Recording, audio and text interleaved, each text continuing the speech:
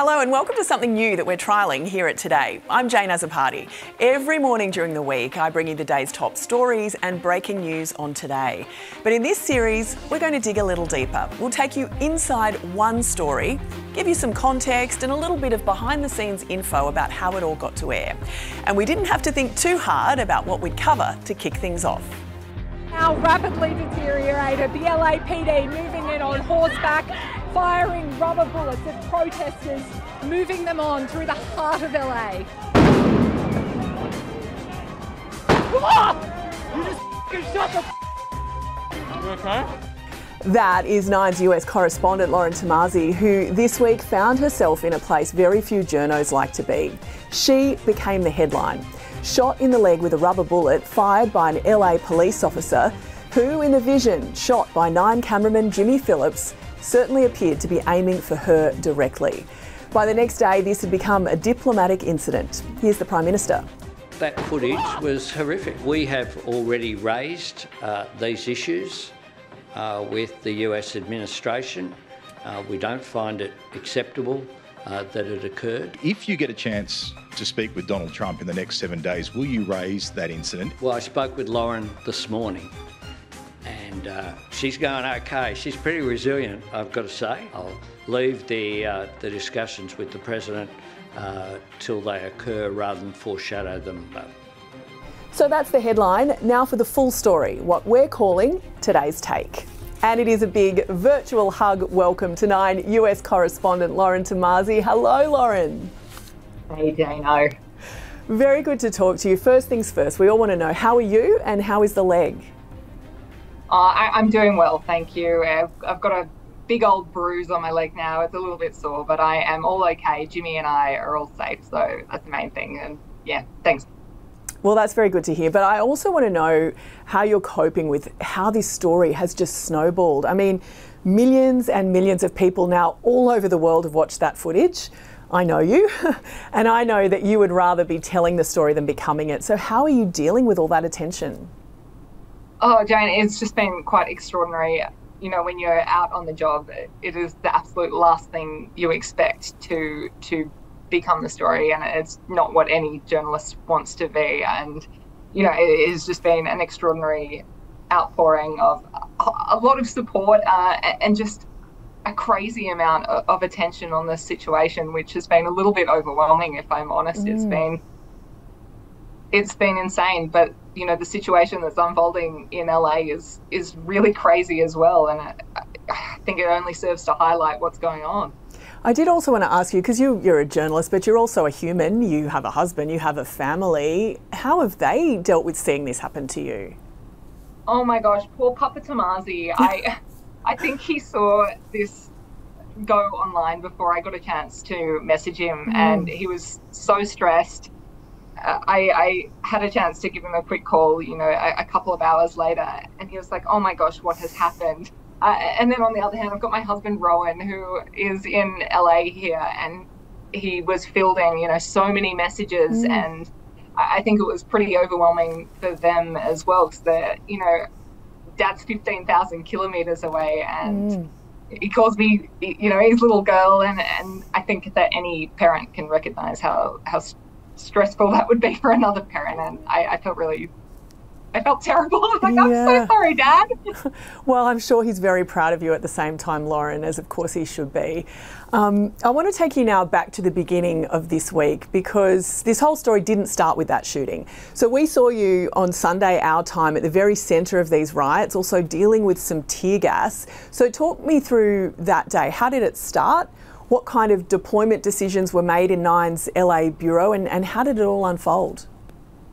Yeah, this was such a situation that just really erupted. It began for me Friday night, our time, in Los Angeles, and I'd gone home from work for the day and was having dinner when I was beginning to see more and more footage come through of a protest that was unfolding in downtown LA. And my cameraman on the day there was Macca, and Macca and I went down to downtown LA to see what was unfolding, and there'd been a lot of anger about these immigration and customs enforcement agents who had moved through LA and were making arrests of undocumented migrants. that night things had remained pretty tame. Protesters, while loud, were peaceful, and there was a presence of police, and things, settled down relatively quickly. Now, we went out the next day when we woke up Saturday, LA time, and things had really heated up then. And that's when it was in the suburb of Paramount, which is right next to Compton. Now, it's kind of southern Los Angeles. Many people I was talking to down there call that region the heart of LA. And the anger just felt like it had boiled over. We got down there and just had this situation where already tear gas was being deployed, and it had really heated up, and it just felt like there was so much frustration on the streets. And what had prompted that was these immigration raids, and on that specific day there were immigration agents at a Home Depot. Now, here in the US, that's a hardware store where a lot of people go to find day work, and often those people are undocumented migrants, and they make up a huge part of Los Angeles. Everyone here, Angelenos, are really familiar with these people. They know it's kind of how the city runs. Yep. And so there was a real lot of anger over that, and it has worsened from there. It's just really erupted. So you're at the scene of that protest, tear gas flying all around you. The very next day you're sent back to the protest front line. Is there anything you do differently? I've been thinking about this, and no, there isn't, because, we go out each day and we look at the stories that need to be covered, and you can't cover a story from down the street or from, at a laptop looking on. You've got to be there to understand what's happening. And we got down there the next day on Sunday here in Los Angeles, Monday in Australia, and that was the day that things really took a turn for the worse. Yeah, well, we were talking to you on the Today Show earlier that morning. You were obviously there trying to report things from both sides of the story. Some people wanted to talk to you, but not everyone was happy to see you. Give us a sense of what the atmosphere is like when you're a journalist on the ground, trying to get people's point of view, but they don't necessarily maybe trust you or trust the media in general. Like, what's the vibe like? Yeah, it's really tense at the moment. I feel that is not just isolated to Los Angeles. It's tense right across the United States. And really, I mean, it is a tense time around the world. We know there is so much going on. But on the ground here in LA, I remember one cross I did to you that morning around 7 a.m. and I did try and speak to a man live, and he just looked at me and said, no. I think there is a lot of fear of how people think they will be represented. I must say that when I get to speak to a lot of people, I say, hey, I'm from Australia and we really want to understand what's happening here in your home, and I want to share that with Australia. Then people, I find, are a lot more open with us and willing to share. I think there's certainly a fear from them a little bit more with their own media and what's happening here in the US. So yeah, it's a tense time for sure. So then we'll go to the incident itself. You were there, you were holding a microphone, there's a big TV camera pointed right at you, but there are people who are asking, why you weren't wearing a press vest or identifying yourself more clearly. I mean, if you could have, that you're a journalist. Can you explain that decision to us? Yeah, Jane, this is such a great question. And, every time we go out into the field to assess what we're doing, we look at the situation at hand, we look at the story that we're doing, and we take into account doing our job the best we can, but also to as safely as we can. But at the end of the day, as I say, I just can't tell you what's happening a block away. I have to be there on the scene. Any journalist would say that. And in this particular case, on Sunday here, we were in downtown LA. Now, Los Angeles is a pretty safe city in a country that is one of the world's oldest democracies. So this to me felt, no different than if I was going to go out and report on the ground in Sydney or Melbourne or any of our Australian major cities. And we're not required to wear press gear in a situation like this. It's a press vest is very obviously needed in a military zone. But here, Jimmy and I, my cameraman on the day there, were really obviously a TV crew. These big cameras, you can't miss them. Yeah. And we were also carrying our Los Angeles Police Department media credentials. So it felt like this was a normal day until it wasn't. But I have no doubt that it was really clear we were a TV crew. Yeah, and you have every right to feel safe while you're out and about doing your job as a member of the Fourth Estate. Let's go now to the vision that we've all seen. Take us to that moment. What are you and Jimmy focused on at the time, and what's your instant reaction? Yeah, there had been such, an elevated height of, the amount of police that were coming in this moment were quite intense, and it felt like in that moment that this all unfolded, police had stopped and formed a line behind me. Jimmy and I moved off to the side of those LAPD officers, and everything happened so quickly. I was filing a report, and seconds later I felt this, a quick pain in my left leg, and Jimmy moved so fast. He spun around and put his arm around me and kind of scooped me up, and we were just immediately out of there. And I felt a lot of shock in the moment. I remember saying, I'm okay, I'm good, I'm okay. And I do think I was telling myself that as much as anything, because it came as such a shock. I had my back to that line of police. There were no protesters behind me, so I felt that I was safe. And so I mean, in those minutes after that, we found a safe location, which was a set of stairs, and we sat down and took a breath, and I checked in with the team, and then, we had to get on with the job. Yeah, I mean, you obviously had your back to what happened. You've now obviously had the chance to look at the vision. I mean, we can all see that guy looks like he's aiming at you. What do you think about that? I mean, I desperately hope that isn't the case, because the freedom of the press is so important. And here in America, it's something that is written into the US Constitution, like journalists being able to do their job and being on the scene and talking to people and bringing those images of what's unfolding is so important. So, I've spent a lot to think about in the last couple of days. Yeah.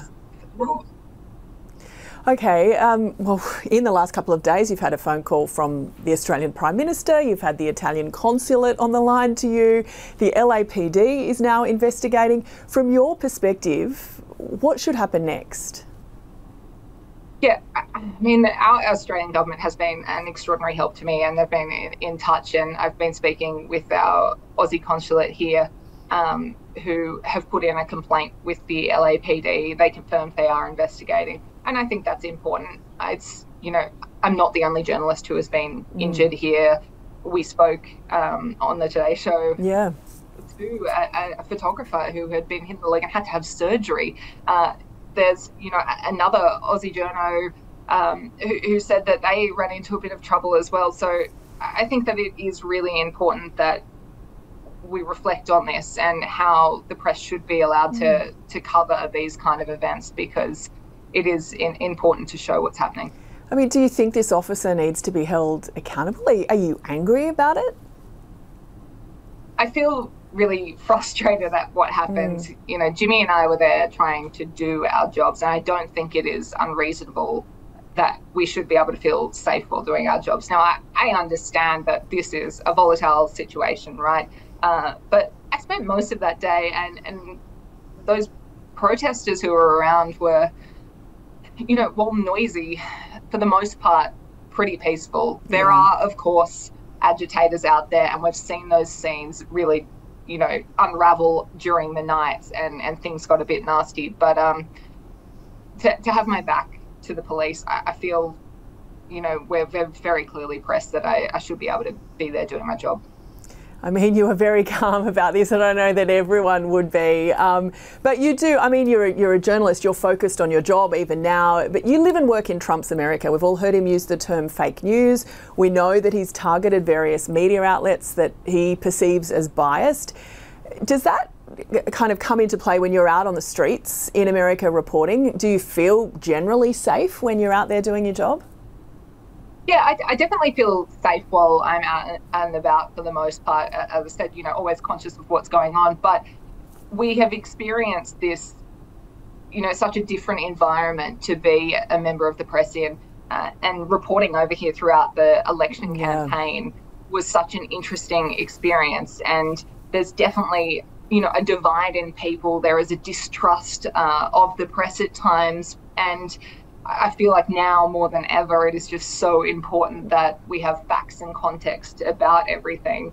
But yeah, I mean, gee, it is a truly extraordinary time to be in America covering this. And I just, we do our best every day to make sure people have a reason to trust us and come to us, and we bring those facts in the context. So yeah, I mean, what a time. Yeah, I mean, we say journalists have a front row seat to history. I don't think you quite anticipated just how front row it would be for you this week. But this has all happened during a really big week for you personally, because you've just got a promotion. You're in the middle of packing up your home and moving across the country. It is such a crazy time, and I mean, I've spent today with my husband, Robin, trying to pack up our house. The removalists come tomorrow, and then, we're on a flight to DC, and I'm so excited for that opportunity and to, be talking to you from the White House in the next couple of days. And yeah, I mean, boy, what a week. Yeah, I'm sure things are going to be a whole lot quieter for you in Washington, DC. Lauren, are you sure you know what you're getting into? Oh my gosh, I mean, I was saying to Rowan, like, this is quite a bizarre way to finish my time in LA. This is an enormous story for the city, and I mean, as we head over to the other side of the country, it's just, the decisions that are being made in the Trump administration are enormous and have impact around the world. So it's going to be a tall task to make sure that we're there and covering everything, and I can't wait to be talking to you from there and having that front row seat and bringing it all.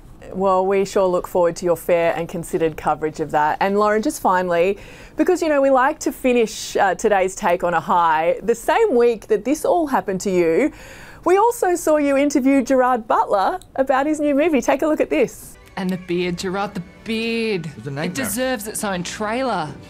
Yeah, it's yak hair. And yak hair? Yeah, and I think a lot of it is still inside my stomach from trying to eat my lunch. Was it itchy? It was so itchy, and it was always, about halfway through the movie, we started emulsifying my food because I couldn't eat. You would be like, to get one. So I was, a burger for me was actually coming through a straw. Oh, man. It was. I was going to ask you what the hardest part of the film was. It sounds like having a smoothie burger. No, it was going to the toilet. You guys got a spare 2 hours for me to take this costume off and put it back on? It was a nightmare. The life of a foreign correspondent. Hey, Lauren. Oh my gosh, I mean, when I say it's been a week, Jano, I think that just sums up perfectly, the job that we have this privilege to do, and we get to speak to some extraordinary people, and that's, everyday people, and that's also the likes of Gerard Butler, which I was pretty excited about. So, yeah, it's, wow, what a job, huh? Yeah, what a job, and you do it so well. Thanks, Jano. That was Nine's US correspondent Lauren Tomasi. Thank you so much, Lauren, for joining me and for taking us inside a story that really has made headlines right around the globe. And if you've liked this chat and you have some thoughts on what we should cover next, we'd love to hear it on our social channels. Until then, I'll see you bright and early every weekday morning with the rest of the Today team. Have a great day.